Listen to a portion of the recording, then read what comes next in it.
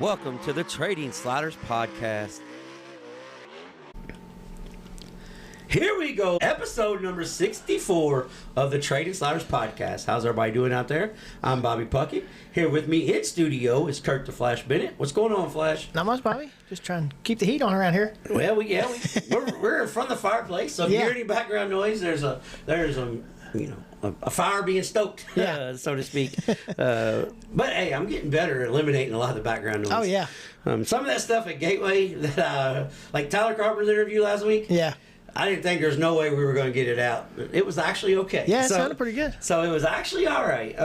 This week's guest is Wes Lanham, dirt racing in the bluegrass, podcast host, actually just overall connoisseur of Kentucky dirt track racing. Oh yeah, he's a race fan and he does a little bit of everything. He does interviews, announcing, hosts a podcast. So kind of like what we do, except he stays in Central Kentucky and we're kind of on the road a little bit. Yeah. But yeah, this week's guest caught up with Wes at Gateway, and actually we were in the process of doing about 2 or 3 different things together. Yeah. Just the way things worked out, we did a deep dive. Yeah. That's pretty cool. Well, just behind the scenes stuff. Some people's armbands get them in the building a little earlier than other people's. Right. So let's just say we sat in the vending area and just had a conversation. Yeah. But it was a good time. This week's guest, Wes Lanham. We say this each and every week, and I even got a cheat sheet because I forget sponsors sometimes somehow. And Kurt's got to remind me, but we say this every week, and we truly mean it. If you need any type of service that our sponsors give, help the people that help us. Diesel Boys LLC. If you need any type of diesel truck work done, it's cold. Vehicles break down all the time this time of year. So reach out to Brandon Hooker and Diesel Boys. Just put a cage in a car for Brandon Hooker. Yeah. So one of the 1,000 things I got going on right now. But he's going to pick that up first of the week, so it'll be another car out of the way. Yep. But reach out to Brandon Hooker and Diesel Boys LLC. Our deep dive is being brought to you by Kentucky Clutch and Performance. If you need any type of automotive clutch whatsoever, right now we are doing a ton of tractor clutches. I guess people are, have been maybe moving snow with them. Yeah. Yep. Pushing in the clutch, breaking stuff. But if you need any clutches done for any type of vehicle, reach out to Kentucky Clutch and Performance. Our slider of the week being brought to you by Walt at Speed Decals. This week's slider of the week will be a slider of the week / top performer of the week because some guy went down to Texas and just kicked everybody's ass. Yeah. That's what happened on the slider of the week. He made the long trip down from Iowa where it was warmer and said, you know what, we come down to race, boys. Yeah. So we'll get into that. Our crash of the week being brought to you by D.O. Handyman and Remodeling. If you need any type of work done around the house, David would prefer to be inside the house this time of year. Yeah. With us having single digits outside right now. So if you need any kind of work done, hold on.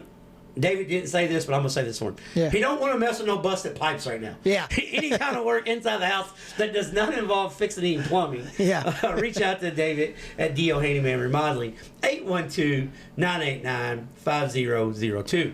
Our racetrack spotlight being brought to you by our good friend Jeremy Thomas at JT's Trackside Catering. If you need any catering event whatsoever, and we're going to use him this week for because we got Christmas coming up this week.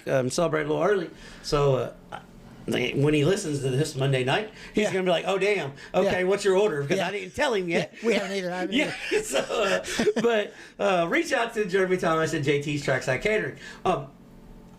This might be a little bit too much inside baseball, but I'll give it out without giving out total details.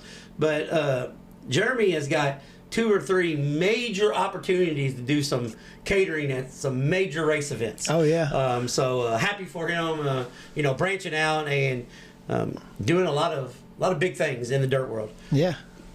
And our Bandit Race Cars question of the week, brought to you by Bandit Race Cars. If you need any type chassis work done on any type chassis, you don't care what it is, Brian will work on everything. But reach out to Brian Barber and Bandit Race Cars. He is a Fox Shocks.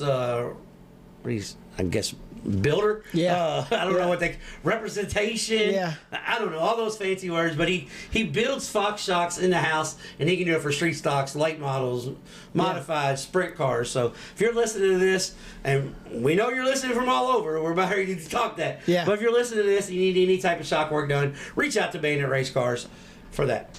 All right, got everything. Yeah, I think you got them all. And right under 5 minutes. I'm getting better at that. Yeah. And if you got any, if there's anybody out there that's wanting to sponsor the show, reach out to us. We've had some people reach out. We got some things in the works, but we got a pretty affordable marketing opportunity that reaches a lot of eyeballs. Yeah. Or ears. Yeah, ears and. Well, I guess it does reach eyes too on some of them. Yeah. But if you read them. If you read them, yeah. Yeah, if you read through the transcript. Yeah. It's kind of jumbled though. Sometimes I've read it. Yeah, It gets a little weird. Well, hold on, Flash. Look, I'm gonna explain something to you about that as well. When I'm editing, it says, "Do you want to fix this?" Yeah. And I hit yes one time. And you know what that means? What's that? That means I have to type out every word that was said. Oh yeah, no, you don't. So guess what I did next time? Hit no. No. Yeah. So if you are hard of hearing and you love reading the show, good luck, brother. Yeah. Yeah. Tell us what you think is going on. All right. Because our language. I guess the AI generated version of the editing software does not work with Kentuckiana language. So news of the week. PRI happened this week, and there was a lot of news about PRI. You know, I went out to PRI with Lucas Oil, World of Outlaws, streaming rights, all that stuff. So we're gonna discuss that, and not like we like to toot our own horn, but we may or may not have said something about that last week if you listen. Yeah. And I know you did. Well, I don't know if like you personally listened, but I know they did. Yeah. 5,000 views on the very first 24 hours. Close to 20,000 downloads last week. Yeah. So thank you to all the fans that's hanging out with us each and every week. Yeah, it's pretty awesome. Yeah, we really appreciate it. Appreciate everybody. Sprint car racing goes in the right direction. Did you see that they've got a sprint car council now in the United States? So we're taking, taking hints from other places, i.e. Australia. Yeah. we put guys together, and so we're going to get into that. Our fan question of the week, we got two of them. It's funny, like sometimes these shows write themselves. Yeah. It's funny how the things that we were going to talk about just happened to be fan questions of the week this week. And then the Trade and Sliders to-do list, what we want to do. Yeah. So we're going to talk about that. And race results from the Sparkling City Classic in Corpus Christi, Texas. At South Texas Race Ranch. They need a better name. The racetrack is badass. I watched Thursday night. Yeah. The racetrack's badass. The naming is it's long and drawn out because as what it says on IMCA TV, South Texas Race Ranch at Corpus Christi, Texas. Yeah. So it's as long as the leaderboard, the name of the racetrack. Yeah. So that's kind of like Riverside International is just the ditch. Yeah, the ditch. Yeah. They change it. So we're just gonna call that one South Texas. Yeah. But yeah, I seen that and I was like, damn, what a name. Yeah. So we'll get into all that. We're gonna start off with Flash, the Trading Sliders podcast. I mean, we've been kind of worldwide because we've done 3-4 countries. But with Worldwide West coming on, the dirt racing and bluegrass, worldwide, we got our Spotify notifications for the month. We reached 10 countries this month, Flash. Yeah, that's pretty cool. 10. Yeah. I don't even know. I can't even name 10 countries off the top of my head. Yeah. But I do know the United States, Canada, New Zealand, and Australia is loving some Trade and Sliders podcast. Yeah, so that's good. So thank you guys for that. But we reached 10 countries, and 33 states were downloaded last month. So I think, I had to go back and look, I think that puts us at 39 states total that we've got listens from. So I have to go back and check on all that. Yeah. We'll do that at a year-end review thing. Yeah, do something like that. But That'd be cool. But yeah, we hit the double digits on countries listened. That's like, damn. Yeah. Okay. But I don't know how much sprint car racing or late model racing is being done in Russia. Yeah. But last month we had 60 listens from Russia. Yeah. 60. That's pretty cool. That's I don't know. We probably have some people living over there though too. That from the States. So maybe that's where it's from. Maybe, I don't know. Yeah. I was just shocked. I was like, Russia? Yeah. Out of all places, huh? Okay. Yeah. You don't hear much about any racing going on over there. No, well, I mean, it's like kind of like outside now. Yeah. There's like snow everywhere. Yeah. So that's pretty cool.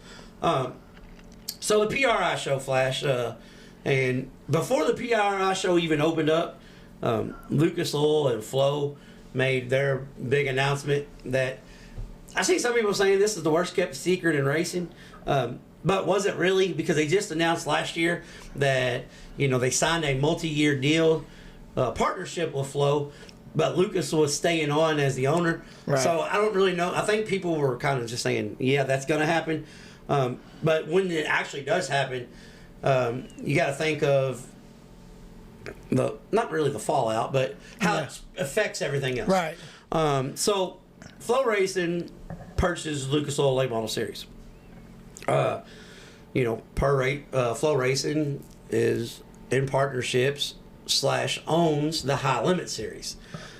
There's no secret about it that Flo Racing wanted the World of Outlaw sprint cars 5 years ago. They tried to purchase it from Dirt Vision or World Racing Group. Yeah. And Dirt Vision. There's a lot of people saying, yeah, but now, because sometimes on the internet people are just really stupid. Yeah. Did you know that, Flash? Yeah. Because I seen something where they said World of Outlaw late models lost Real America beer because Dirt Vision bought them. Yeah. No, fool. Dirt Vision's done been owning them. Yeah, exactly. It's owned by World Racing Group. Right. Just like the American Sprint Car Series, just like the World of Outlaws. Newsflash, just like the Summer Nationals. It's all owned by the same people. Yeah. It's owned by the streaming company, basically, because that's all one company. Yeah.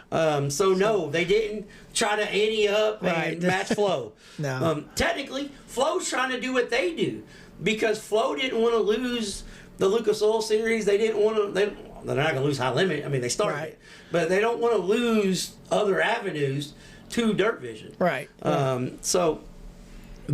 But here's where the problem lies with all this. Is it great for the Lucas Oil Series? Yes, it is, because you don't have to worry about losing any money. You don't have to, because there's plenty of money at Flo. Oh yeah. So if things get tight, things get hectic, it can work out. But here's where the problem comes in with the whole thing. In my eyes, Flo already has the Flo Night in America series. So basically, it's just an extension. They're basically just doing midweek races off of their Lucas Oil deal. And one thing that I thought when the Lucas Oil schedule came out was, this schedule is kind of bland. Yeah. They've got a lot of couple of nights at one track back to back, where 5 years ago wasn't nothing for them to hit 3 tracks on one weekend. Yeah. Well, now they still having 2 or 3 races, but mostly at one track for the weekend. Do you think that has something to do with maybe Flo don't want to travel and set up again? Yeah, probably having to set up every single night. Yeah, every day. Yeah, because they have to break. They're probably gonna be the last ones out, and then they're gonna have to be almost the first ones in. So yeah, that's it's not easy. You almost have to have 2 shifts to do that for those guys. Yeah, there's a lot of setup work goes along. Yeah, as when we talked to Drake York, he talked about man, I get to the racetrack at 7, 8 in the morning, and I'm leaving at 2 in the morning. Yeah. And then I have a 5-hour drive. I'm like, well, hold on a second. Yeah. Well, that would be 7 again. Yeah. But luckily for him, he sleeps in the back, the back of the truck. But, yeah, he gets to ride in the back. Yeah, he hasn't made shotgun yet. Yeah. So, but the streaming rights are going back and forth. There's so much money in streaming. I don't know if this is really good or bad for the sport, honestly. That's just, I don't know. I know that it could be great, and it could be really bad too. Right. Yeah. So I guess only time will tell with that. You got any thoughts on the streaming rights going back and forth with each other, or is it just wait and see? We'll just be anxious to see what happens. You know what I mean? Just to see what does happen with that. I mean, like you said, there might be more money involved. Maybe now. I don't know. I don't know if Lucas is trying to get step back a little bit, maybe cut some of their. Well, I see where Lucas is going to stay on for the title sponsor. Yeah. But they're so basically, the way I took it, the way I read the article was, they've got a 3-year title sponsor with Lucas. Yeah. And I think Lucas is covering the points championship for the next 3 years, the title. Oh, okay. So yeah. that's roughly $1 million sponsorship for 3 years, basically. Yeah. You know what I'm saying? So, right. But one thing that RTJ is going to be happy. Oh yeah. They went back to the regular point system. Yeah. So you know, I was on there today and we on Facebook and this guy was talking about that. So I went down and scrolled through the comments because I like to see all the goofy comments. And some guy goes, now if they'd only put an invert in there, I was like, now dude, you're talking my language. I wish I'd have got that guy's name. well, I posted on that one. I said now you're talking my language. Well, here's one thing that that I do like. I don't know if it's going to go right or wrong direction, but I know right off the bat they said we're getting away from this damn goofy format. Yeah. So first, job number 1, success. Yeah. I don't know if 2, 3, and 4 is going to work out for them. Yep. But job number 1, success. Also, as the train makes this appearance for the week. Yeah. Also, from the PRI show, the National Sprint Car Racing Council was formed. So basically, to a bunch of people that like this kind of slid under the radar. Nobody even talked about it. Now that I say that, I'm sure Monday Justin Fielder is going to talk about it. Yeah.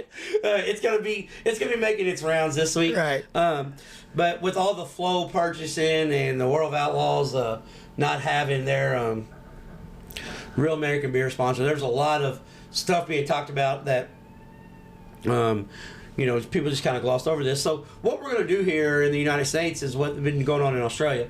The council makes up World of Outlaws, High Limit, USAC, Knoxville Raceway, Eldora Speedway, NARC from the West Coast, and the Pennsylvania Sprint Car Series race directors. And basically they're all collaborating to make sure everybody stays on the same rules, safety-wise, keep the competition not affordable because sprint car racing, which is probably the most affordable top end racing there is, but still not affordable. Right. More affordable than other places. So that's one thing that's really good. One thing I hate about it though, and this just could be me being picky.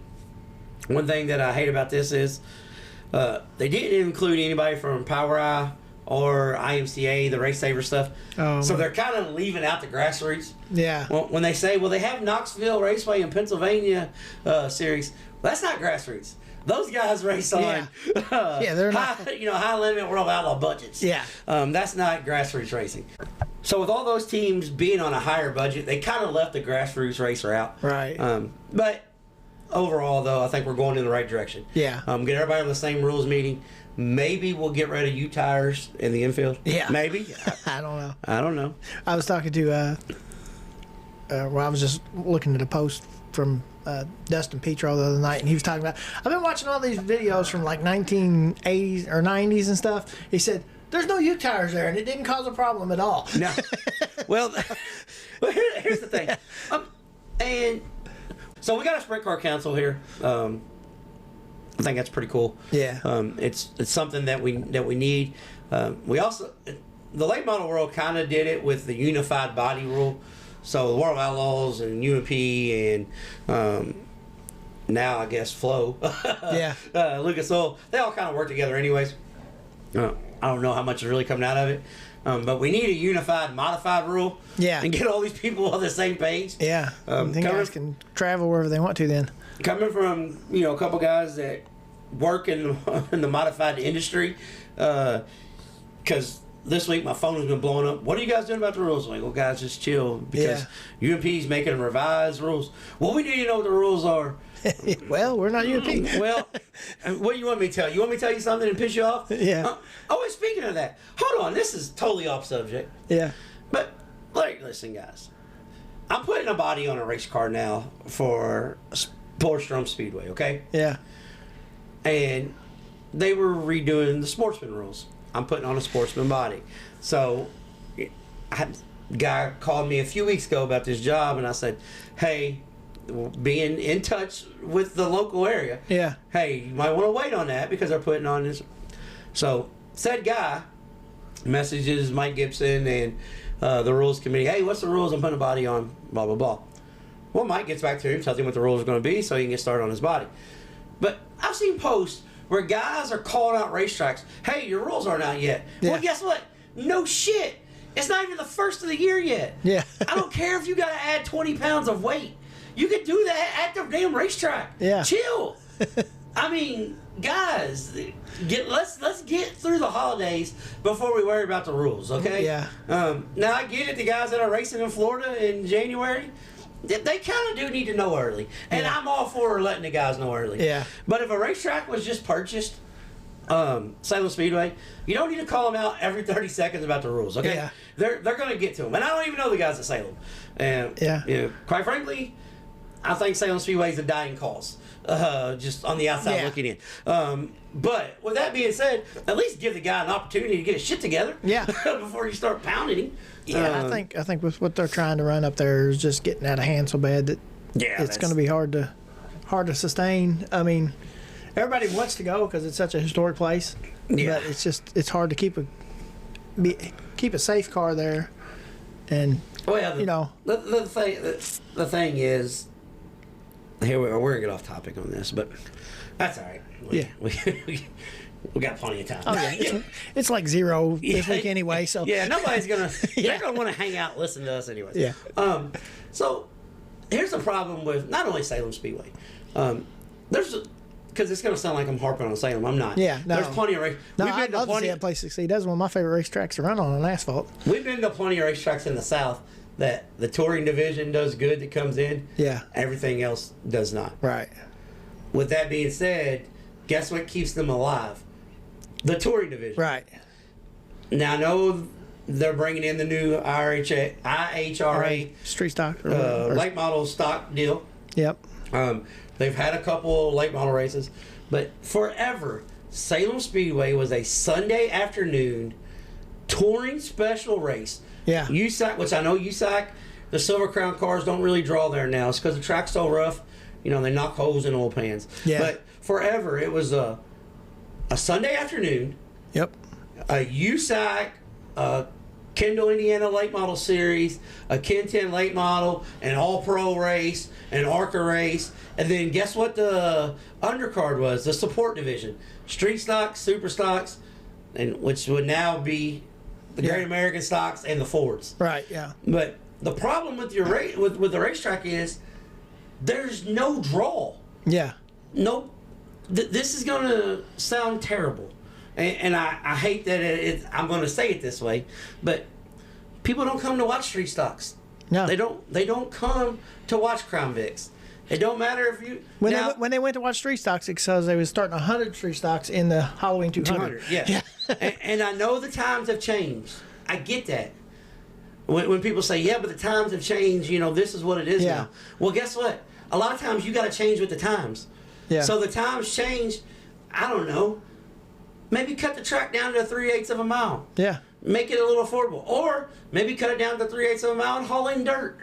Yeah. I know we're a dirt racing podcast, but yes, times have changed. But you know what else also has to change? You got to change with the times. Yeah. If not, you're going to fail. Brownstown, forever. Late models, modifieds, stock cars. Yeah. That's all they ran. Yep. Well, guess if they were doing that now, guess what? Yeah. They'd have 40 stock cars, because they got that. They'd have 20 late models. They'd have 15 to 20 mods. Yeah. They used to get more late models than that. Yeah, so yeah. they had to change. Yep. They had to add the other divisions. But they still have their premier division. Everybody still comes to watch the late models. Yeah.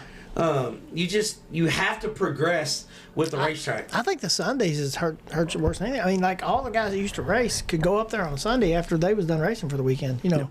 Well, I mean, that's what they need to race on Sundays. I've seen people complain though when they had a Sunday race at Salem. How come we can't have Saturday night? Yeah. I gotta go to work Monday. Well, guess what? Yes, you got to go to work Monday. So does every other racetrack in the country. Yeah. Everybody that races at Kokomo, guess what? They have to work on Monday. Yeah. And they race every Sunday. So you got to get your shit together and be able to get the program done in 4 hours. Yeah. And then it's not an issue. If you start at 2 and you're done by 7, work shouldn't be an issue because everybody eats dinner after 7 p.m. anyways. Yeah. Grab dinner on the way home and get your ass to work. Yeah. The drivers hurt Salem Speedway more than Salem's hurting Salem. And Salem's hurting Salem a lot. Yeah. Well, hopefully this is a new guy. Have some new ideas. And Well, I seen some of his ideas. We'll just leave it at that. I've seen some of it too. I've seen some of his ideas, so Yeah. I don't know. We'll see. Maybe he's just throwing stuff out there right now to see what will stick. But Yeah, well, it's cold. I'm telling you, from a race fan, I would probably be there on Sundays. Yeah, But I'm not going on Saturdays because there's too many other options that I like better than Salem. Yeah. Just saying. I mean, I like Salem, but I'm not going to. like Salem, you don't Saturday love night. Salem. Yeah, Yeah. yeah. It's not a Saturday night date place. Yeah. You know, Salem's like the side chick. Yeah. It's not the main chick. Yeah. The main chick, I mean, you're going to do it for the main chick. Yeah. Side chick, well, you come in on the side. That's Yeah. the side chick. All right, so now that we got off on that. Yeah, that was a detour and a half. Yeah. That happens. It's the off season, so Yeah. we can talk about it. Right. Fan question of the week, brought to you by Bandit Race Cars. We got two of them, Flash. First one we'll start off. We'll ask. Eric in Alabama asked, being in Alabama, we have a ton of regional race series. You guys located in the Midwest, do you think there's too many regional series? Sometimes. Yeah. Yeah, that's a hard question. Well, But- hey, go ahead. I'll let you go first. I think if they would schedule around each other, it might not be quite as bad. But most of them are scheduled on top of each other. And that's where the problem lies. Well, this is really a two-part question, Eric. Yeah. In Alabama, Georgia, and Tennessee, Yeah. there is a ton of regional race series. In the Midwest, there's not no more. Yeah, there used to be. There used to be, but there's not anymore. fact- Now we don't have enough. I think we got one now that's coming back this year. No. So, yeah, there used to be 3 or 4. Yeah, up we, there. we used to have plenty up here. So what I'm going to say is the answer is 50-50. Yeah. And the thing about down south, though, a lot of people don't realize is everything down there's a late model. I Yes. mean, you can change like one couple little things on your car and go run another division the next day. So it's not like you had to change the whole engine or something. You know, you can change the spoiler or change tires or carburetor. Some of them, shocks, yeah, stuff like that. You can change down there to go run a different series. But here, everybody up this way. It's either late model Yeah.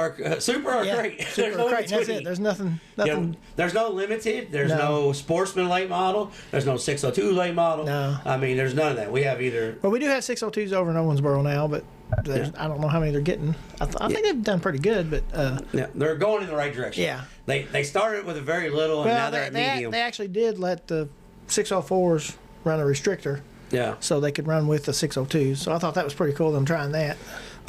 Well, one thing about this though, we need regional series. We need regional sprint car series, regional late model series, regional modified series, and because it teaches guys one to race on the road, Right. and not race your same 3 racetracks. Yep. 2, it teaches you how to race multiple nights and budget how to race. Yeah, I mean, you need 'cause- to know, I can't spend $1,000 racing Friday if I'm gonna try to race Saturday. Right. So it teaches young guys how to budget a race. Yeah. So yes, we need it. Is there too many? Not really. The problem is the ones that you guys have in your area, like Flash said, just shit on each other. Yeah. They just schedule right on top of each other. If we got a super race within a couple hours of each other, it'd be a good time to schedule your crate race. Yeah. If you got a big crate race, that'd be a good time for the other track to maybe schedule a super race. Yeah. Instead of let's both schedule a $10,000 win crate race on the same weekend. And we get 20 cars at each one, where you could have 40. I mean, that helps the track out tremendously on a race like that, as far as having that many cars, because you got that many more people coming into pits, and that many more people is going to be in the stands watching those guys. It's just, I don't think some people don't realize how that works. No, I don't. on a big race anyway. Yeah, I don't think big so. race, there's a lot of things got to happen for you to come out ahead. And so, fan question number 2 came from Kenny in Indiana.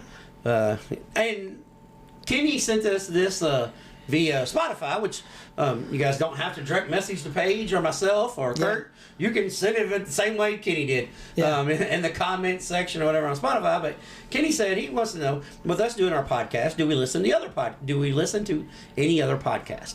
And the answer to that is yes. Yeah. And there's no secret about it. I've said this before on here, but to our new listeners, our format that we do, we kind of took it directly from Colt Cabana's Art of Wrestling and said, take out wrestling, insert racing. Yeah. That's where our long form interviews come from. That's where our, upcoming events come for at the end of the show. Right. It's basically the same format as Colt Cabana's Art of Wrestling. Talk about what we did. Talk to a guest, because everybody's got a story. Yeah. And let you know what's coming up. So yes, we listen to other podcasts. Like myself, I listen to some national stuff, and I listened to. There's this really good podcast that Jeremy Thomas sent. Said, hey, you need to check these guys out. It's called Clark After Dark, and they do Southeast Louisiana, Tennessee, New Orleans, not Tennessee, Texas, New Orleans. I mean, I guess they'll come up to Tennessee, but that would be a nice little hike. But Clark After Dark, they cover the USRA stuff. They do a really good job of, they cover their area, but they kind of branch out and cover the national, especially late model. They don't do a whole lot of national sprint car stuff where they're at, but late model stuff. So that's a group I follow. I listen along to Dirt Nerds. Oh yeah, the OG originators. Yeah, I mean, for anyone that wants to talk about, I've had a podcast forever in racing. The Dirt Nerds is the guys that actually started the dirt racing podcast. Well, take it back. Jack Slash started it. Yeah. But Dirt Nerds have been the longest running consecutive each week. So check out them. But there's stuff like this week's guest, Wes Lanham, dirt racing in the bluegrass. I try to keep up with what's going on in our area because we're on the road so much. So, dirt racing in the bluegrass I keep up with. And to some people's chagrin, because people say I hate on figure eight racing. Yeah. The crossover with Josh and Mikey up in Indianapolis is a pretty good Indianapolis Speed Drum Flare podcast. Yeah. It's pretty good. I really like it. Yeah, I like the way they do theirs too. So, and locally, dirt racing wise, I try to keep up with Flag to Flag Media, Matt Lamar and them. So we listen to other podcasts. I don't listen to something, not religiously. I guess the Dirt Nerds I listen to a lot. Yeah.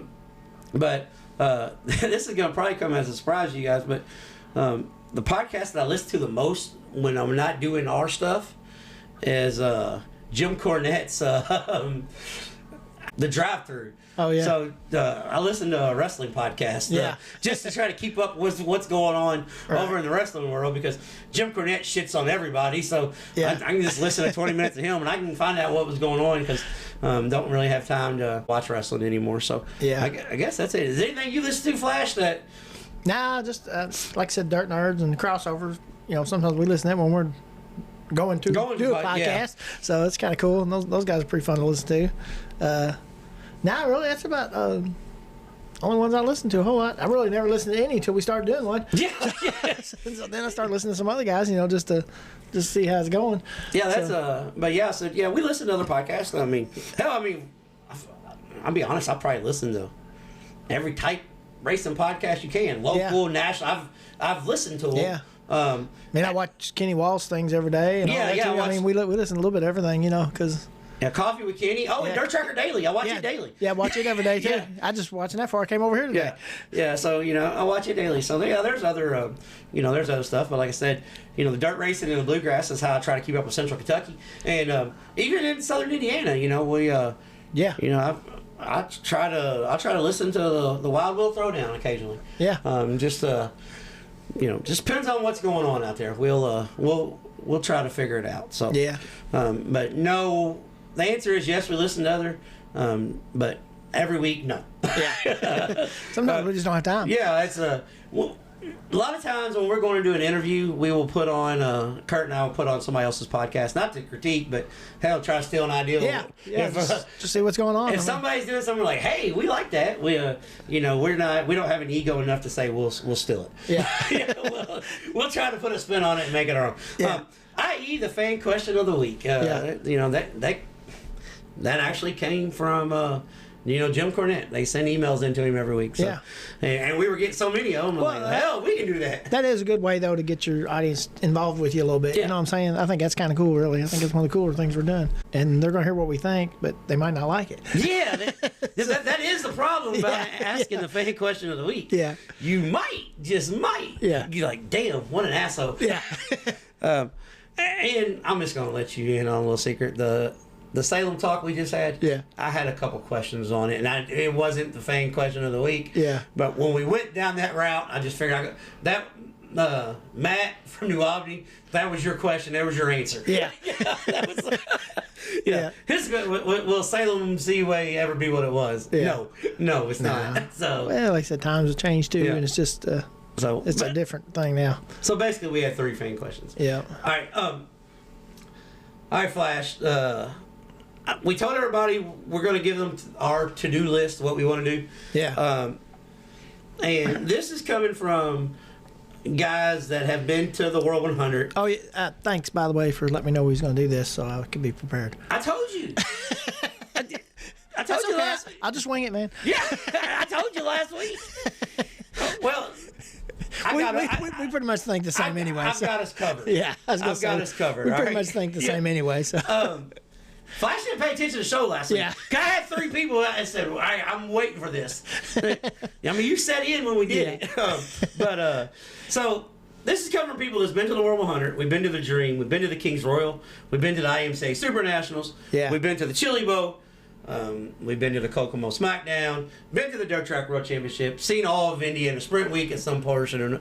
Been to Midget Week. So we've been to a lot. So when we say this is what we kind of want to do, I know people are going to be like, well, you didn't say, the World 100. Yeah. Well, we've been there. Yeah. No, we've been to the World Figure Eight Championship. We've done all that. We've seen it, done it, and been in the Halloween 200. Yeah.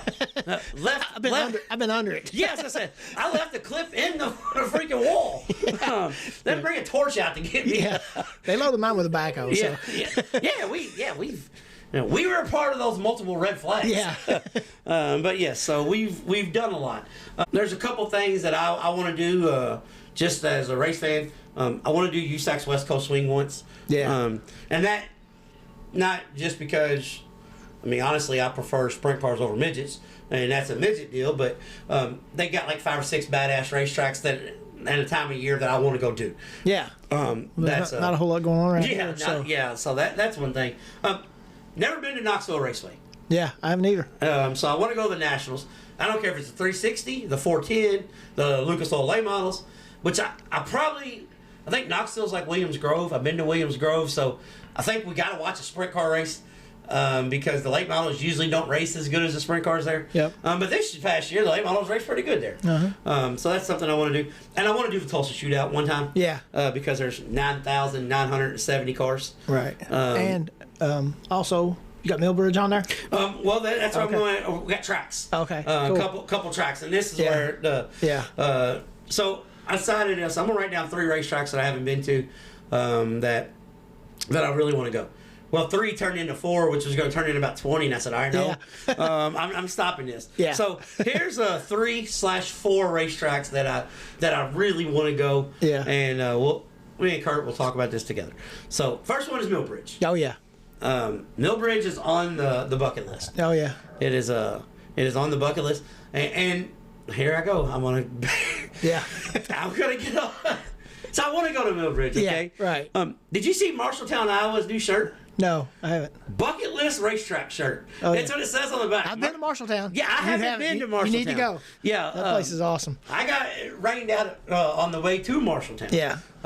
So Marshalltown's on there too. But yeah, I drove my mom and dad there on a trip out west we was doing. So I kind of made them make a detour. Yeah. Stop by there. Like a lot of our race trips, though. A lot of our race trips kind of make detours. Yeah. But Millbridge, and this is kind of the reason why I still count it as 3 tracks, because when I said West Coast Swing, I want to go to Ventura Raceway. Yeah. So that you've been there, but you just didn't see it. Yeah. No, I want to see cars go around Ventura. Right, okay. Yeah. I don't want to look like I'm looking in jail trying to look through the fence. Yeah. So I don't even count that on my I've been there track. Yeah. But I want to go to Ventura, but I count that in on the West Coast Swing. Here's 2 tracks. Flash, Deer Creek, Minnesota. Yeah. That is a place that I really want to go to. And I told Matt, I said, hey, man, I know it's a major race weekend in September. I know it is. But if you want to just like not schedule anything that weekend, I would really like to go to Deer Creek for the fall jamboree. Right. I would really like to go one time. Yeah. But yeah, Deer Creek, Minnesota is one. And this is a racetrack that a lot of name recognition last year. But it's local racing is something that's some of the best in the country. But I want to go to Eagle Raceway in Nebraska. Yeah. In Lincoln, Nebraska. That's we got some buddies around there for the 360 Nationals. Yeah. So I want to go there. Flash, what racetracks do you want to go to? That you haven't been. That I haven't been to? Well, definitely Millbridge. I'd like to go there. Trying to think of Mississippi Thunder Valley. Yeah, Mississippi Thunder. We was actually planning on going up there this year. We didn't make it. Yeah. Yeah, that was a little far. Yeah, that was a little ways out there. Considering that Fairbury was 8 hours from us, and that was halfway. But one of them we might get to go to this year is with. Yes, so we might get to make it there. I haven't never been to that one. That place is. I wouldn't mind going to Brownstown Bull Ring either. Oh, you haven't been to Brownstown Bull Ring? No, I've never been to Brownstown Bull Ring either. I'm an Illinois track guy too, so. Yeah, well, there's need to hit that. There's a lot of tracks, and we've been to Highland, but didn't get to watch a race there. Yeah, you all have. Yeah. You have, but I haven't. Yeah, that's one of those Brownstown Bull Rings. Yeah. It was the old Fayette County Speedway. Yeah. It's where I first had country bobsledding. Yeah. That's what we're talking about. Yeah, we're talking about that, but yeah. Yeah. So. Yeah.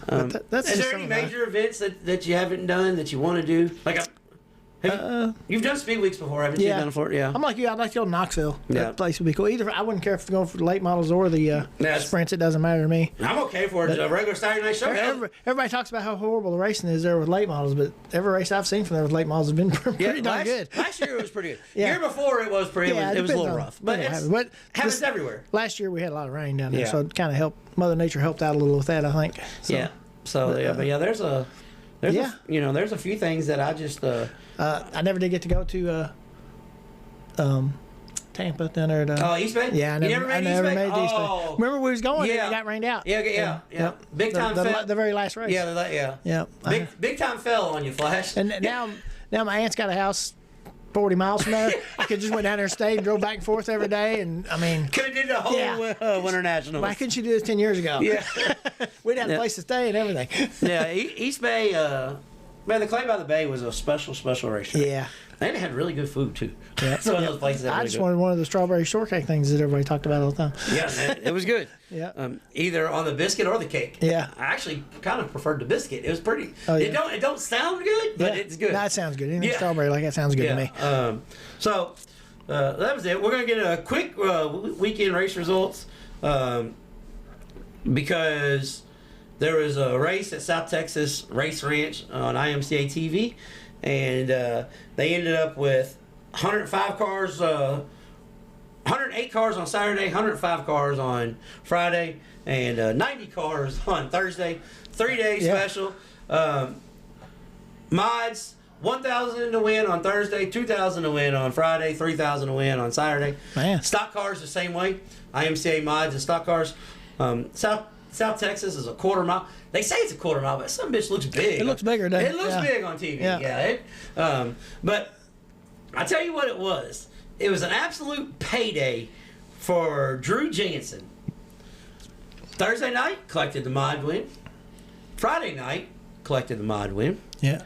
Saturday night, collected the mod win. So this week's Slider of the Week, top performer, Drew Jansen out of Pella, Iowa, picking up win number 8, 9, and 10 on the season. Yeah. I think he made like 33, 34 starts. He was saying, he said he got started late this year. He had some business to attend to. He runs a construction company. And he just couldn't get away. He had to start racing midsummer. Yeah. And he's just going to race all winter. But with the role that he's on now, he's good. The class on the coast can't come soon enough. Yeah. He is ready to go. Good job there by Drew Jansen. That name's hard to say. Yeah. I'm glad I wasn't announcing that. I'd have that all screwed up. Yeah. Mama Jansen be up in there telling me, you pronounced my baby boy's name wrong. Yeah. And I'm like, yeah, I know. I got Drew right, didn't I? Yeah, you've had that happen before. Yeah, a time or two. But yeah, Slider of the Week. And our crash of the week, considering that New Zealand and Australia is on our most listened to countries besides United States. Yeah. Our crash of the week came from Albany Speedway in Western Australia. It was on Clay Per View, so you can go check out this feature on Clay Per View.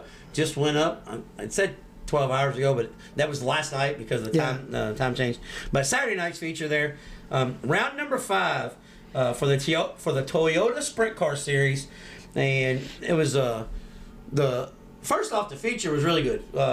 Photo finish, Kendra Manners and Ryan Farrell's photo finish at the line.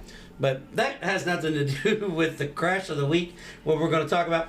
Our crash of the week is Dave Killshot, the series points leader on the start of the feature. Yeah. They go down in turns 1 and 2. He gets her, not really on the bike, but he kind of gets down on the right front and loops it and gets absolutely smoked. 2 of them flip upside down. Yeah. He's a series points leader. He goes to the work area. He gets his car fixed. Yeah. Ends up running 13th or 14th from 24th. But Flash, this is something cool. Guess what they have in Australia? Kind of like the World Championship Figure 8 race. They have alternates. Oh, yeah. So if you don't make the first lap. Oh, okay. So they send you out, huh? Yeah. So the old boy that smoked him, his shit was done. He to the infield. They got a guy sitting in a push-off. They push him straight out. That's pretty cool. You know what he gets and the other guy don't? Start money. He gets start money. Yeah. The guy that crashes gets the non-transfer money because he didn't make a lap. Well, you know what that tells me? You better play it safe for lap 1 before you try something crazy. Right. Yeah. But you watch them races over, and them guys hardly ever play it safe. No. Them guys. No, do not. And Albany that is Speedway, a totally different sprint car racing over there. I mean, it's unreal. Albany Speedway is a non-play it safe racetrack. Right, yeah. I mean, it's just, I was like, damn, these dudes are getting after it. So, Clay Per View weekend viewing pleasure this weekend. Yeah. Some of their tracks over there, man, they're almost like a small Indy, like a quarter-mile. Yeah, square. Indy. They're square. They got, they actually have 4 turns and a short shoot. It's pretty cool. And I'm thinking that there was a lot of alcohol being drunk in Western Australia when they were designing some of these tracks. Either that or they had like. Let's see how these guys can get through this corner. Yeah. Or they had big boulders and trees. They're like, yeah, piss on it. We're going to leave that one there. But if you want to see sliders, you need to watch some races from over there because there's like 8 sliders every lap. Yeah, not just one. There's like 8 of them every single lap. It's pretty cool. I don't know who's in charge of the council over there, but I tell you what's got to be top priority on the council. Great track conditions. Yeah. Because these dudes just flat, either that or the guys, like, here's the council. If you don't race your balls off, you're done. Yeah. So we'll put somebody, alternate sitting over there. He's in next week. Alternate in, yeah. So that's what went on this week. We're going to get off here and catch this week's interview. Wes Lanham, dirt racing in the bluegrass out of that famed city in Kentucky, Flash. Yep. Campbellsville, Kentucky's own Wes Lanham. It's time for the Trading Sliders Deep Dives presented by Kentucky Clutch and Performance. Here we go, ladies and gentlemen. On this week's Trading Slider Deep Dive, we kind of went worldwide. Worldwide, Wes. Wes, thanks for coming on first and foremost, but we've been hanging out here at the Dome. We've been talking about doing this together forever, and what better time than talk about all the carnage and all the crap that's happened. But Wes, and what's the buddy's name? The dirt racing in the bluegrass? Josh Essing. Josh, yes. Yeah. I always forget his name. I always forget his name for some reason. So. That's what he always says. He said, everybody forgets me, but they never forget you. I'm like, well, I'm pretty, you're worldwide. I'm pretty unforgettable. Yeah, I'm worldwide. Yeah, worldwide. And you got, a nice set of lettuce up on top of your head. Unlike me, my bald ass. First, thanks for coming on, and we're going to do what we do best. It's going to be kind of hard because we're both the mouth of our show. You're the mouth of your show. So I don't know how we're going to get a word in with each other. How's your trip been here at Gateway? The trip's been great, man. Last year was our first year here, and just from the first time we got here, we walked through the pit entrance and first like sights of the Dome, fell in love with it, and I told my wife, I said, go ahead and rebook everything for next year. So just love it. This is the second year here at the Dome, and what better to do when it's cold outside and snow and ice on the ground that you can race super late models and open wheel modifieds inside. So I love it. Well, one thing, you being from Central Kentucky, your base is Central Kentucky. I mean, we don't really have a whole lot of bull rings in Central Kentucky. I mean, we've got a couple that race like bull rings, right. But this is a true Midwest bull ring. So that's got to be exciting for you because you don't get to Illinois a whole lot and check out the bull rings. That's definitely bucket list deal. I got to go to Prairie Dirt Classic this year at Fairbury, so I got to see that. But some of those other smaller bull rings in Illinois, I want to make sure I visit them. Maybe hit a Hell Tour race or so. Well, I've been to quite a few in Illinois. It's different. It's I mean, what you see here is what you get. Right. Elbows up, fender. Don't even need quarter panels. It don't matter. We're gonna take those and get new wraps. Right. With the crowd, we've all been to Eldora. We've been to the World. We've been to the Dream. It's crazy to think the amount of people that are here for this event, all in metropolitan downtown. Right. Yeah. It's crazy the amount of people, and each year it keeps growing. People wise, car wise, and then this year huge jump on the purse. So this event keeps growing. Hats off to Cody Summers. Just an awesome event, and he had a vision, and looking, seeing what's happened has just been really cool. Well, that's a thing. I've been. This is my third time here. I've been to the Chili Bowl probably 15 times, and people ask me the difference. They're like, "What's the difference between Gateway and the Chili Bowl?" And I said, "Well, Gateway is kind of like a party. Take the gloves off. It is what it is. And the Chili Bowl, on the other hand." A Chili Bowl is a race, and this is an event. The Chili Bowl is a more traditional race, but there is a party, but everything's done afterwards. Yeah. Here at Gateway, it starts at 9 a.m. and it's a party. Yeah. It's 9 a.m. to midnight, and then you better get enough rest to do it all over again the next day. So, and the Gateway it's a unique deal. A lot of people call it a circus. Some call it a I've seen a wrestling event. Demolition Derby. I mean, Josh Rice's car last night looked like he'd been in a Demolition Derby. I mean, but it is an event, and we as race fans love it. And just getting to see everybody. I mean, you go to Charlotte, you go to Eldora, you go, you see people here that you may only see 2 or 3 times a year. Yeah. Well, that's one thing that I enjoy about it. I enjoy seeing people from all over the country. Everybody knows I announce for our modified touring series, right. So I get to see guys like Rodney Sanders, guys out from Texas, Jordan Grabowski from Nebraska. So you get to see that all these guys come together and race, and they all got different rules packages, especially like in the modifieds. They all got different rules packages. Yeah. I mean, hell, Dallin Murray damn near won in a crate engine the other night. So I mean, it's everybody comes together and we just race, and that's kind of what this event's grown to. I've seen people say, well, we need sprint cars in here, and nobody loves open wheel racing more than me. But we don't need sprint cars here. We don't need midgets here. They have their event. They have that in Tulsa, and it is a huge event. We don't need to add no more. This is for now. I will say, if they could bring the IMCA stock cars one year, I'm down for that. Oh, I would love to. I'd love to see IMCA stock cars. You'd probably have 100 of them. Yeah, I'm down for that. But yeah, this is an event built for the late models in the Midwest, and it's something that I think it's going to be here for a long time. Well, unless the building's not here. Right. but it is an event that's truly incredible. So you guys do dirt racing and the bluegrass podcast. All of us in this podcast world, we're kind of together. We're tied in somehow. We all steal stuff from each other. Yeah. You guys kind of took a different route this year. What's the plans for the show next year? You guys gonna get back and do more live shows, or what exactly is the plan?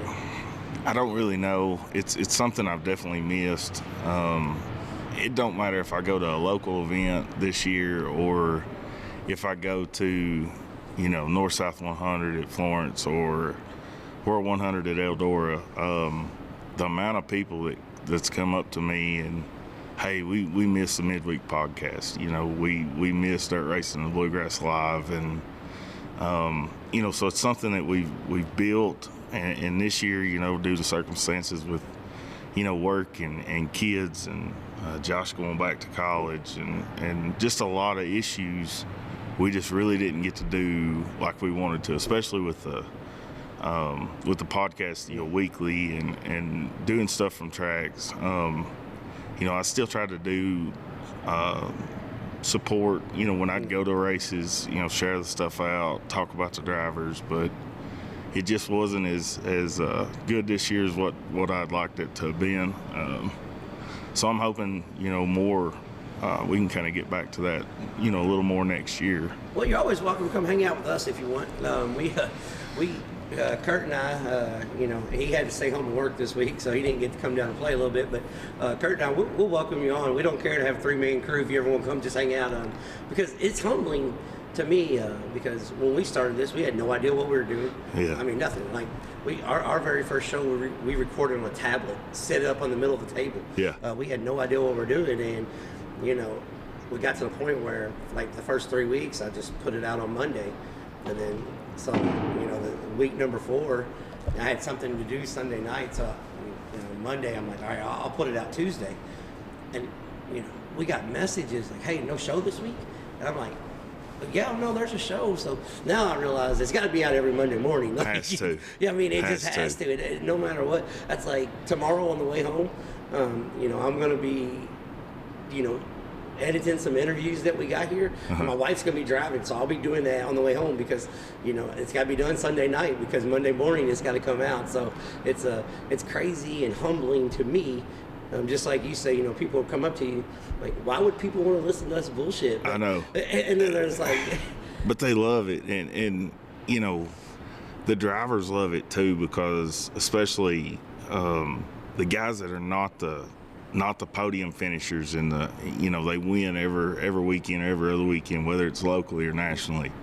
Those guys are enjoying getting to talk and tell the world about themselves, and then the flip side of that, the fans are eating that up. They're like, I didn't know this about this guy or this girl or whatever, where they were from, what they do during the week, like what their job is, or, just getting to know the driver is just really cool. And the amount of friends that we make doing this podcast is awesome. Well, that's me.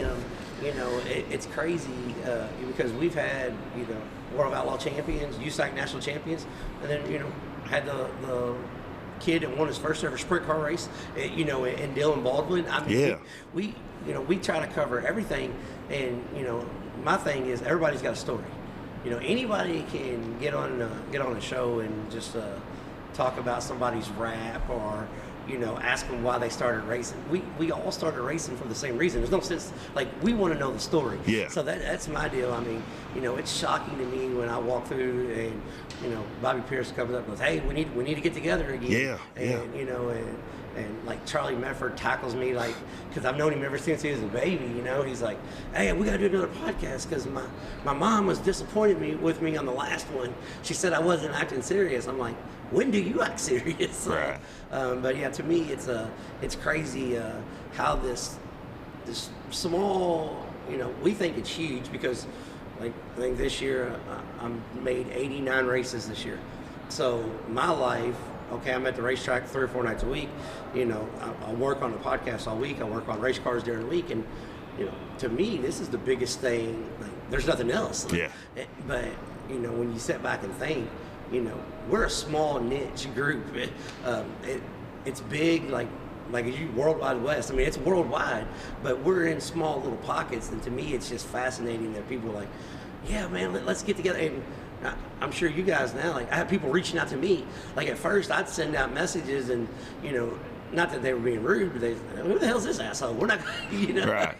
Yeah. And now, we got people that, hey, man, I want to come on. I'm like, oh, damn, really? Okay. Yeah. Well, let's make it happen. So, to me, it's just crazy. And, I was a fan of what you guys are doing. And when you guys stopped, I was like, damn, Flash, like, that's some of our content we could steal. Now they're not even Yeah. So, but in Central Kentucky, you guys have done such a amazing job of helping promote a place that, let's just be honest, Because I've talked about it on this show before. It's not the most driver-friendly, fan-friendly, promoter-friendly. Everybody's kind of pulling and tugging. Yeah. Not everybody's working together. And from one reason to another, it's not one person's fault.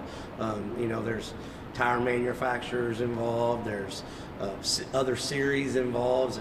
There's family involved that don't like each other. So there's all kinds of stuff going against each other. But you and Josh, you guys have promoted Central Kentucky. You guys have done more good than most of the promoters have. So on behalf of a race fan, I want to say thank you guys for that. Well, we appreciate that, and it is humbling because our deal was we wasn't going to show favoritism to one or two tracks or one or two drivers. Like, we just wanted to support everybody, whether you was driving a Crown Vic, front wheel drive, open wheel modified, crate, super, whatever. Even talking about the hobby stocks and powder puff races. Like, we talk about rivalries inside the household. Husband's the driver and wife jumps in and she's better than the husband in the car. So that kind of stuff, just we wanted to cover it all and just support and show our love to all of our tracks in the area. But when we could dabble into the national circuit, that was cool too, to talk with national drivers and touring series, Lucas Oil and World Outlaws, and get to cover some of their events as well at local tracks that we could attend. But just for the whole state, like, the state of Kentucky is such a good sport as far as for dirt racing in that state, and just the amount of people, like even the amount of people here that's from the state of Kentucky that they drove, drivers and fans alike, that drove 5-6 hours to make the trip, but they love it here, and they make a huge voice wherever they go as far as racing goes. So just a cool deal, man. Yeah, Rooster Nation was loud and proud. Absolutely. Well, hold on a second, man. Dustin's got to work on his pit crew, though. I don't think they realize, like, I don't know. I was just like, damn, Dustin, what are you doing here? Well, here's one of them deals, because I was down there, they win a heat race. It's one of them things in the drivers' meeting you probably didn't pay much attention to listening. We're not going to win our heat.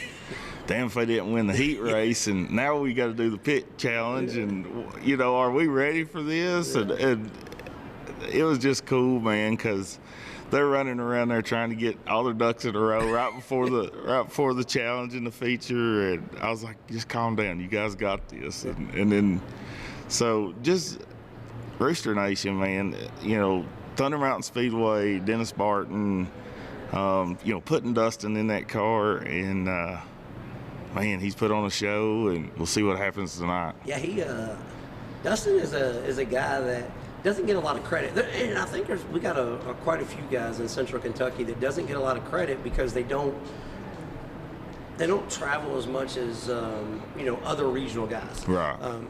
Because especially the guys that are running the crate late models are. Everybody gets mad at me. The pro late models in our area. You guys. Either way, crates, pros. Listen, I call them both. But they're pros where you guys are from. I've been told. But by many tracks that I've announced that, I screw that up. Don't ever call the crate late models the staging. They're pros. Yeah. You got guys in your area like Jeff Watson. Yeah.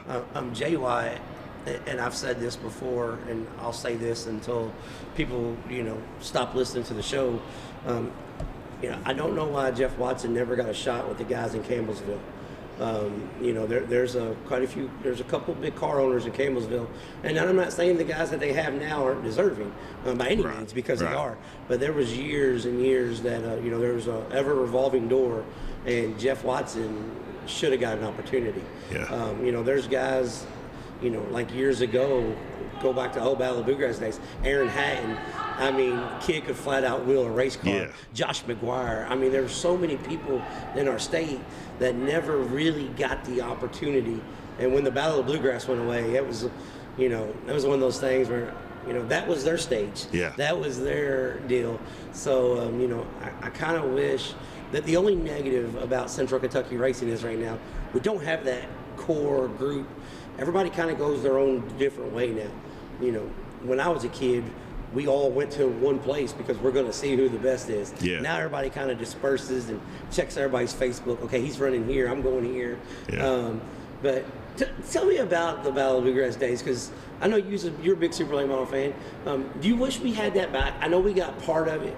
We got the name back, but we don't really have the core series back. Yeah, because during that time, that was 2005 was when I started watching.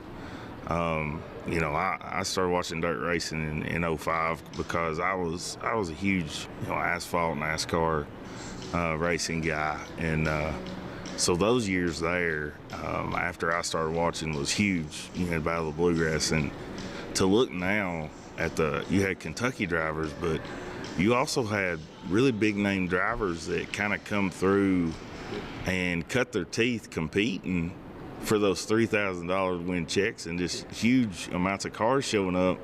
But then they took that as like a stepping stool to go on to racing World Outlaws and Lucas Oil and being some of the premier dirt late model drivers in the country in history, and they kind of got their start racing by the bluegrass in that region there. Well, here's the thing about it, and a lot of people don't understand. It's not just the late models. I mean, Dustin Jarrett worked for the Battle of Bluegrass series. Yeah. James Essex, worked for the Battle of Bluegrass series there a few times.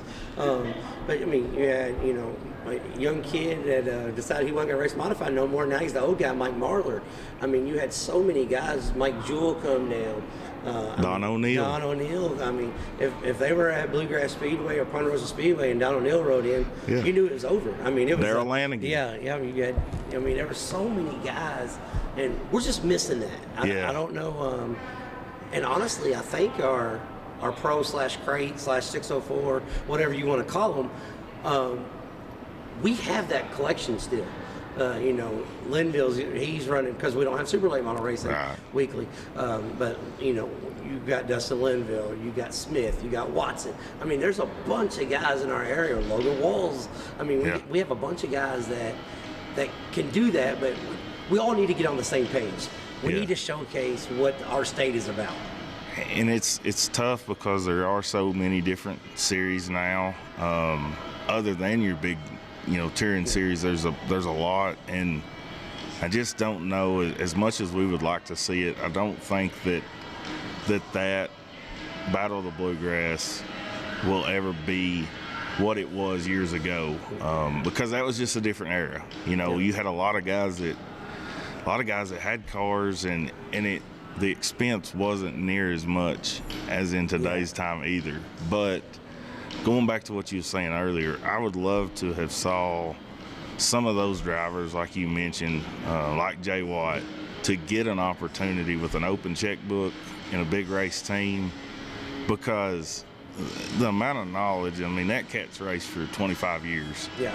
And he's just a really good driver, and you wonder if he had the money behind him, big money behind him, to see what he could have done, maybe nationally. Yeah, that's one thing I'm always just like, man. And there's a bunch of those. There's a bunch of those guys everywhere. I mean, you look down in East Tennessee. I mean, if Billy Ogle Jr. would have had, Dwayne Hummel, another what if story like. He was. That all happened when I started watching. So my very first race was Ray Cook deal at Tazewell, and it was a finale. Yeah. So. All those guys, Blomquist and Madden and Owens and Hummel, and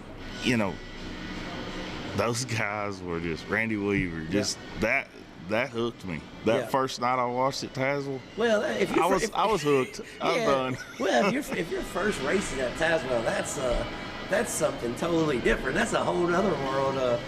So and Tazewell is a whole beast in itself. Like you don't even gotta like racing to like Tazewell. Yeah. Like you can feel like, I don't really care about cars going in circles. You just go down there and stand by the fence. You're like, holy shit, what is this? Yeah. And that's something you look at that. The Battle of Bluegrass, the late models and modifieds both raced there. That was one of the big races circled on their schedule, and some of them guys was like, dang on those high bikes, they scare me to death. But cars other loved it. Like they loved the speed and you know, the what, 10, 11 second laps. Yeah. Just crazy. Yeah, it's nuts. And one thing that I appreciate, and to me, you know, you said you started watching in 2005. You know, I was born on a Thursday, and I was at the racetrack Friday, Saturday, Sunday. So I've been in this sport for 45 years. Yeah. And that's what I've done every year. You know, I've been to 332 racetracks across the country, 20 different states. Been to every major event you can go to, except for the Knoxville Nationals. I'm gonna have to go to that, but Let's put that on the bucket list, and we'll make a trip to the Knoxville Nationals. We're gonna make a trip. That's it could be late models, sprint cars, 360 sprints. I haven't been there, so Yeah. I need to do that. But been to every type of event that you can go to. So, you know, I just love racing. Yeah, I do too. I mean, I love it.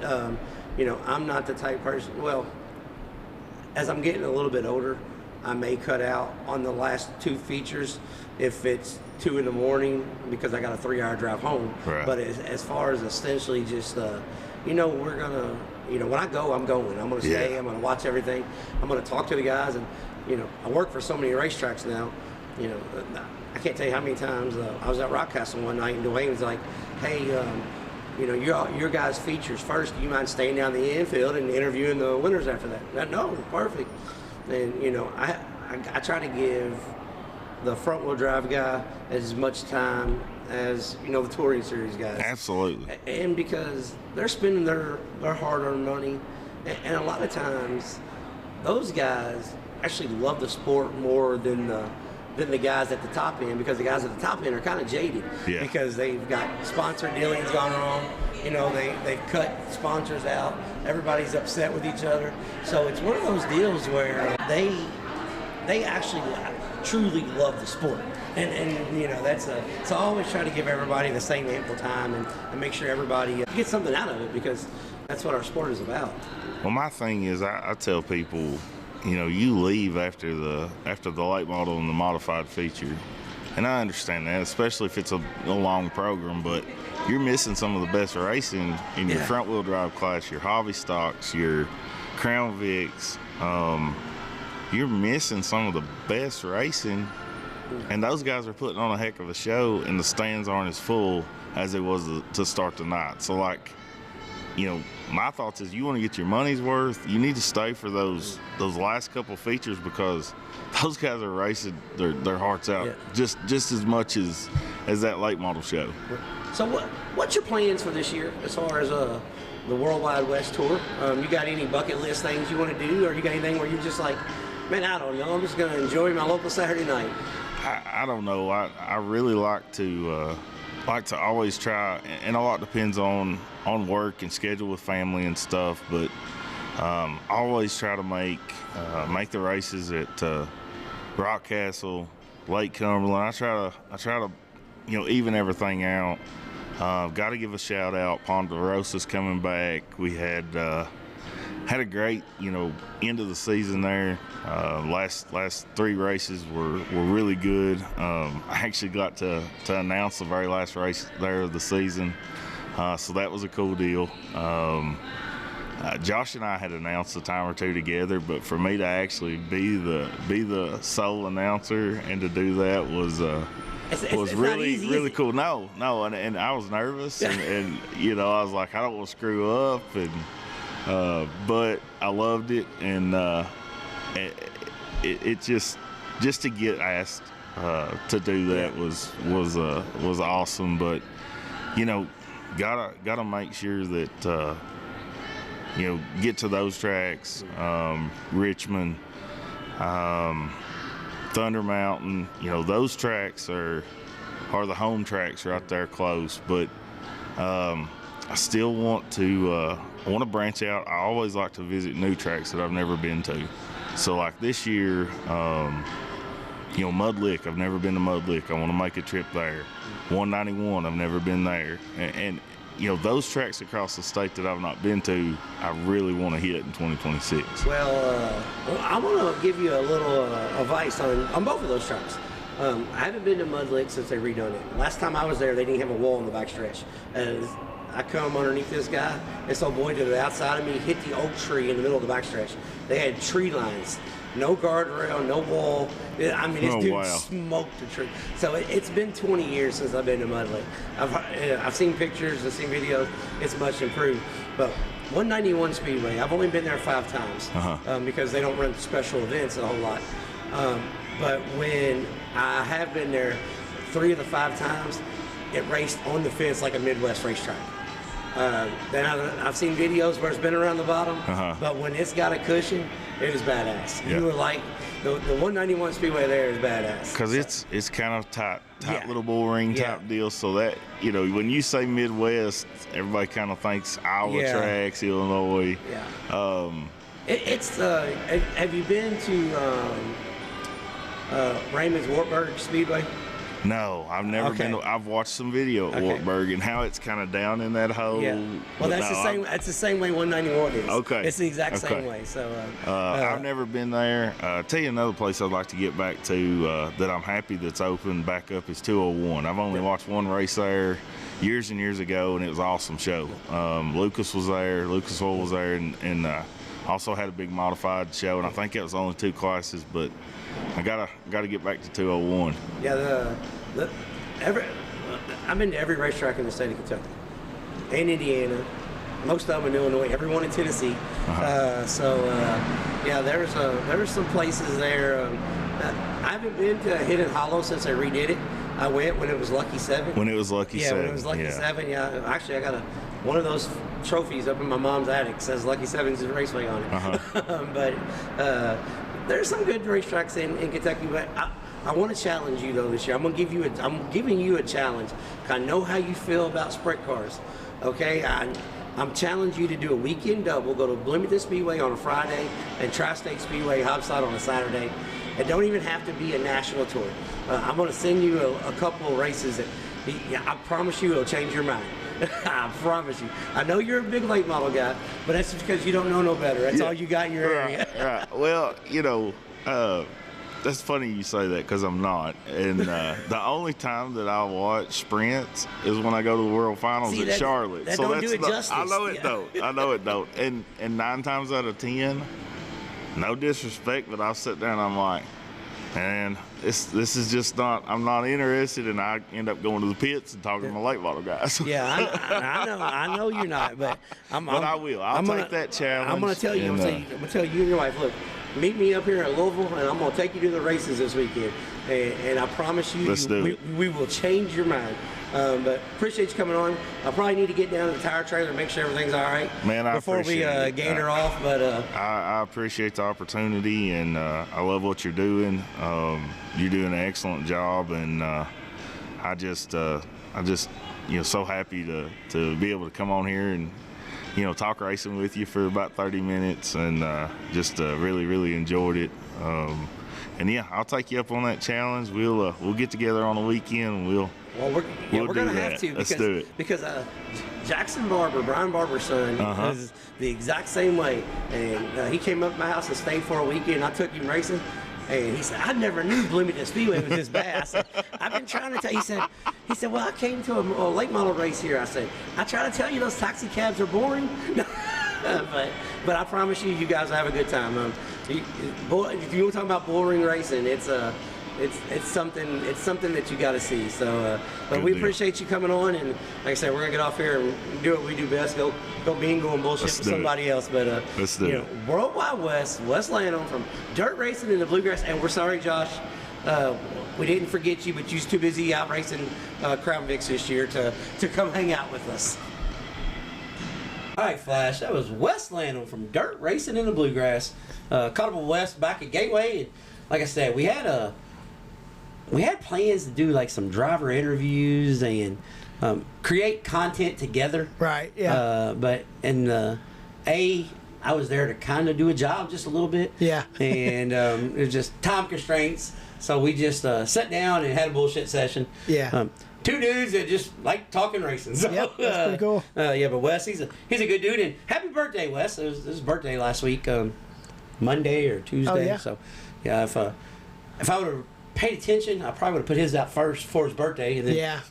But that's just kind of the way it happens sometimes. But yeah, Wes Lanham. Guys, they do the dirt racing and bluegrass, and last year they didn't do as much because of the way schedule and stuff allows.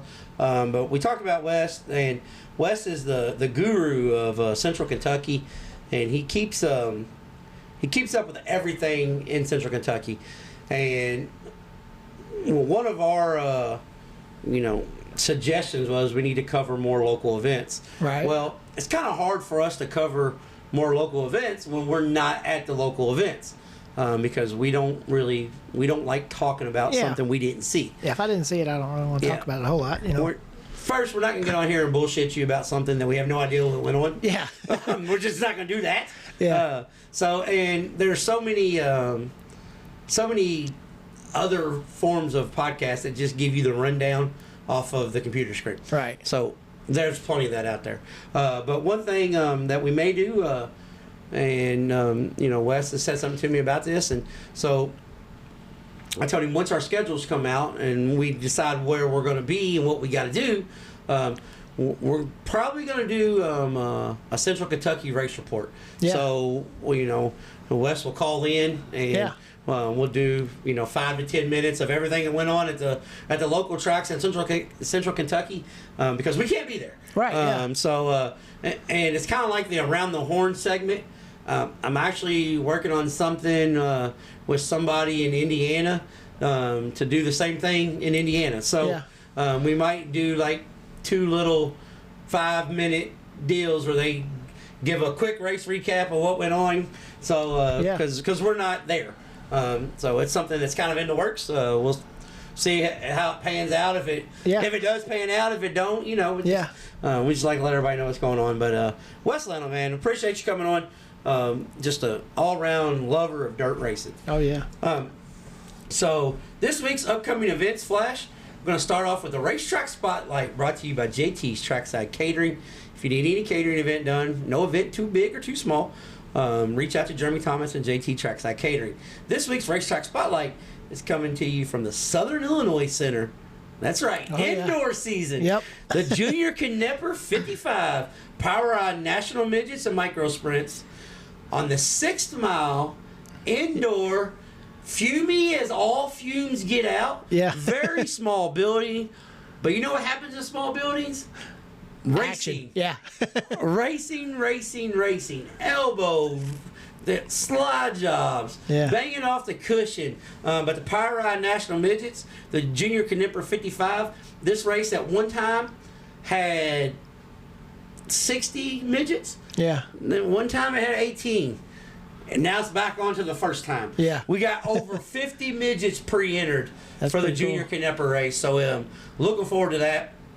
I was actually going to try to make a trip to that because I haven't been there in a long time. And actually was going to stay and record some podcast stuff with some people Sunday. Yeah. But then I realized that, hold on, shit, that's Christmas. Yeah. So we got a Christmas event this weekend. So maybe next year. Yeah. But yeah. So this week's Racetrack Spotlight, the Southern Illinois Center there in DuQuoin, Illinois.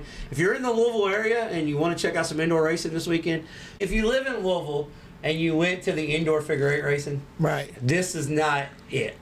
It's not one of those events. Right. This is actually a race event. Pretty good event. But it's about 3.5, 4 hours away. Not terrible. Fun fact about this, I guess it was about 15 years ago, went to a Power Ride National Midget race there in, it had to be longer than that. It had to be 20 years ago. Yeah. Because cell phones, you could call on them then, but you couldn't Google. Yeah. That Shock would say, Google me. You couldn't do that. Yeah. So I went to the Power Ride National Midget race, or so I thought. Yeah. I got there, Flash. Guess what? There was a race going on, but guess what it was? I don't know. Motorcycles. Oh, yeah? Motocross. Big ramps and everything. yeah. So I called my little brother. He's sitting at home. I said, hey, Joey, do they not run midgets? Look on their website. So he looks it up. Yeah. Yep. Yeah, they're racing January 5th. Hangs up. I call him back. Fool, this is December 5th. Yeah. I was a whole month early. Yeah. Oops. Yeah. So we watched motocross, and then we watched arena cross, and then come on home. Yeah. And then drove back a month later. Yeah. But yeah, pretty neat little racetrack. Friday and Saturday, we also got another indoor event in Fort Wayne, Indiana. Have you ever been to the No, I've never Rumble been. in Fort I Wayne? haven't been to that either. All right, it's a long day. Yeah. They got like go-karts and all that, but when it gets to the evening, it's 2 sessions. Sessions? Yeah, that word. Yeah. When it gets to the afternoon part, okay, they run non-wing 600s, TQ midgets, and then the final event of the evening is the midgets, the national midgets. Right. It's an 8th mile track indoors, and Tony Stewart has won this thing like 6 times. Yeah. But the Rumble in Fort Wayne, it's unbelievable how fast they are. Yeah. I mean, it's just they put Coke syrup down, and maybe you can or can't, work on your tires. Right. Yeah. But this here is a indoor pave that's like the slick garage floor. Yeah. And by the time of the night's over, it reminds you of Madhouse. Yep. And it's got a rubber cushion. But yeah, so Friday and Saturday, the Rumble in Fort Wayne at the Allen County Coliseum. We don't usually talk about asphalt stuff, but I did see something cool the other day. Sammy Swindell is going to be running the All-Star Pavement Midget. Yeah. Did you see something? Did you see the schedule? Yeah. That's Guess what? We got a national midget race back at the Indianapolis Speedrome. That's pretty cool. On a Thursday night. Yep. Turn back the clock to when I was a Thursday Night kid. Thunder. Yeah, Thursday. My ass is. I think it's July 19th. I Yeah. think it was. Yeah. But yeah, my ass will be at the Indianapolis Speedrome on Thursday. So for all the people that say, "Hey, how come you don't go to the Speedrome?" Yeah. I'm gonna go one time this year. Okay, guys. I promise you that. Yeah. I'm gonna go and sit down there, coming off turn 4.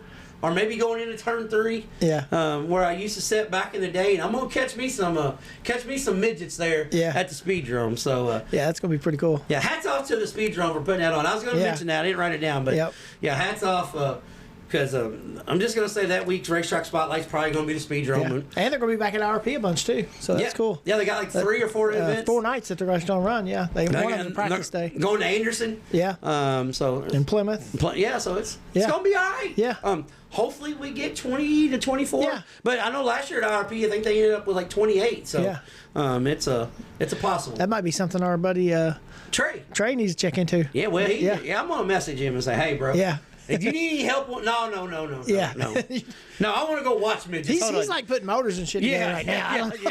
Yeah, I'm not gonna ask him if he needs help because, like, shit, we might have to change the rear end gear. I don't know if Trey realizes. We still keep up with him every now and then, though, and his Facebook stuff. Yeah. Yeah, we might have to change the rear end gear of the damn truck. Not the car, the truck to get there. So I'll just run into him at the racetrack and say what's up. Yeah. But some more upcoming events in our local area. One of the racetrack, well, this is not really in our local area because we'd already been there. Yeah. But Millbridge has the Winter Series. I think it's Winter Series number 3, so there's one more after this. Yeah. But it is, you find that on Dirt Vision, non-wing micros, ripping around Millbridge. Need I say more? Yeah. But we got 2 Christmas events coming up, Flash. Saturday, Duck River Raceway Park, the Christmas Clash, 604 late models, 360 late models, 602 late models, mods, and enduro, all kinds of fun stuff. I've never been to Duck River either. Really? Yeah, so I might have to head down there. I don't know. Damn, Flash. I'm probably gonna go somewhere this weekend. Yeah. Yeah. You missed. Duck River's okay.